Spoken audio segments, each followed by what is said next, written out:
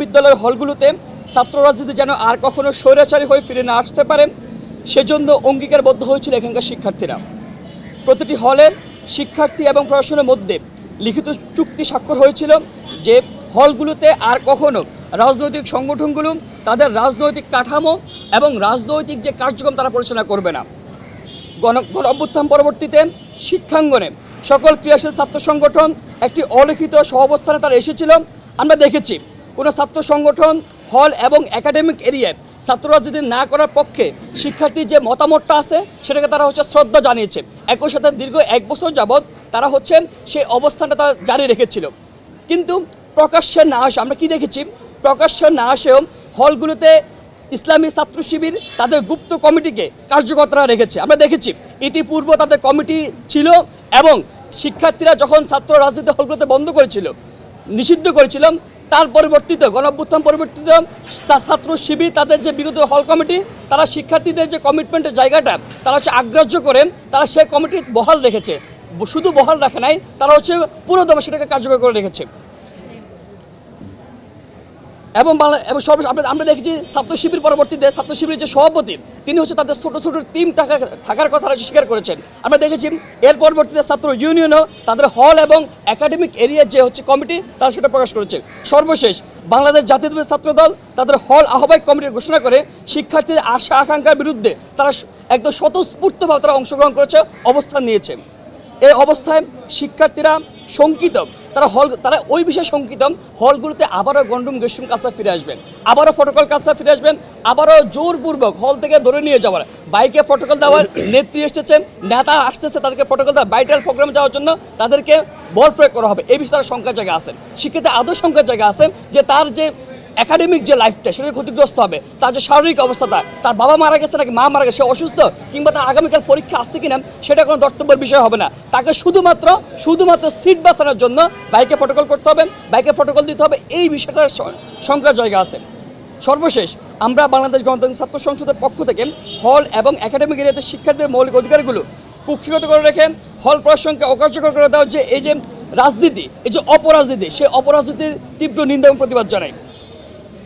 অতীতে হল এবং একাডেমিক এরিয়াতে এ ধরনের অপরাজনীতি শিক্ষার্থীদের শিক্ষার অধিকার, বাসস্থানের অধিকারকে ক্ষুণ্ণ করেছে এবং এরই মধ্য দিয়ে হলগুলোতে যদি আবারও গন্ডুম গেস্টুম এবং বাই কালচার, প্রটোকল কালচার, কুক্ষিগত করে রাখার কালচার যে রাজনীতি, সেই রাজনীতি যদি ফিরিয়ে আনা হয় তবে এর বিরুদ্ধে আমরা শিক্ষার্থীদের পক্ষ থেকে আমরা ডাল হয়ে দাঁড়াবো।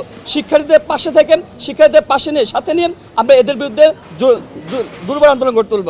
একই সাথে সকল ছাত্র সংগঠনকে আমরা আহ্বান জানাই, শিক্ষাঙ্গনে ছাত্র রাজনীতির রূপরেখা কেমন হবে, ছাত্র রাজনীতির কাঠামো কেমন হবে, সেই বিষয়ে সকল ক্রিয়াশীল ছাত্র সংগঠন একই সাথে বিশ্ববিদ্যালয় প্রশাসনের একটা দায়বদ্ধতার জায়গা আছে। আমরা প্রত্যেককে আহ্বান জানাই, আসেন এই যে গণ অভ্যুত্থান, সেই গণ অভ্যুত্থানের অন্যতম স্টেক হোল্ডার হচ্ছে এখানকার অ্যাকচুয়াল সাধারণ শিক্ষার্থীরা, শিবিরের সাধারণ শিক্ষার্থীরা না, এখানকার অ্যাকচুয়াল সাধারণ শিক্ষার্থীরা এই গণ অভ্যুত্থানের অন্যতম স্টেক হোল্ডার। তারা স্বতঃস্ফূর্তভাবে আন্দোলনে অংশগ্রহণ করার মধ্য দিয়ে, জীবন দেওয়ার মধ্য দিয়ে, পঙ্গুত্ব বরণ করার মধ্য দিয়ে তারা এই অঞ্চলের মধ্যে, এই শিক্ষাঙ্গনের মধ্যে একটা পরিবর্তন এনেছিল। আমাদেরকে অবশ্যই, আমরা যারা ছাত্র রাজনীতি করতেছি, ছাত্রদের নিয়ে রাজনীতি করতেছি, আমাদেরকে অবশ্যই ছাত্রদের যে সেন্টিমেন্টের জায়গাটা, সে পালসের জায়গাটা, সেই শিক্ষার্থীর যে পালসের জায়গাটা অবশ্যই আমাদেরকে প্রায়োরিটি বেসে রাখতে হবে। আমাদের ছাত্র রাজনীতির ধরন কেমন হবে, 24 পরবর্তীতে আমরা যাদের জন্য রাজনীতি করতে চাই, হোক সেটা শিক্ষার্থী কিংবা জনগণ, সেই শিক্ষার্থী এবং জনগণের পালস, সেন্টিমেন্ট কিংবা দাবি দেওয়াকে মাথায় রেখে আমাদের ছাত্ররা যে রূপরেখা সাজাতে হবে। আমরা আজকে এই সমস্যাগুলোর মধ্য থেকে আমরা বাংলাদেশ গণতান্ত্রিক ছাত্র সংসদের পক্ষ থেকে ক্রিয়াশীল ছাত্র সংগঠন এবং ঢাকা বিশ্ববিদ্যালয় প্রশাসনকে আহ্বান জানাতে চাই, আসেন আমরা বসে আলাপ আলোচনা করি এদেশের ছাত্র রাজনীতি কেমন হবে, শিক্ষাঙ্গনে ঢাকা বিশ্ববিদ্যালয়ের ছাত্র রাজনীতি কেমন হবে, সে বিষয়ে আমরা নিজেদের মধ্যে আলাপ আলোচনা করি। আমরা দেখেছি 90 গণ অভ্যুত্থান পরবর্তীতে ক্যাম্পাসে, ঢাকা বিশ্ববিদ্যালয় ক্যাম্পাসে একটা চুক্তি হয়েছিল, একটা সামাজিক চুক্তি, যে এখানকার ছাত্র রাজনীতির ধরন কেমন হবে, কি হবে, আমরা কতটুকু করতে পারবো, আমাদের বাউন্ডারি কতটুকু, আমরা কী করবো, আমাদের কমিটমেন্টের জায়গাটা কতটুকু। তারও ধারাবাহিকতায় 24 গণ অভ্যুত্থান পরবর্তীতে অনেক রকম চেষ্টার পরেও আমরা সেরকম কোনো দৃশ্যগ্রহণ উদ্যোগ নিতে পারি নাই। কিন্তু আজকে যে পরিস্থিতি তৈরি হয়েছে, ছাত্র শিবিরের পরে ছাত্র ইউনিয়ন, সর্বশেষ বাংলাদেশ জাতীয়তাবাদী ছাত্রদল আজকে যে কমিটিদের মধ্য দিয়ে আবার যে পুরাতন কালচারকে ফিরিয়ে আনাচ্ছেন আশঙ্কা তারা তৈরি করেছেন।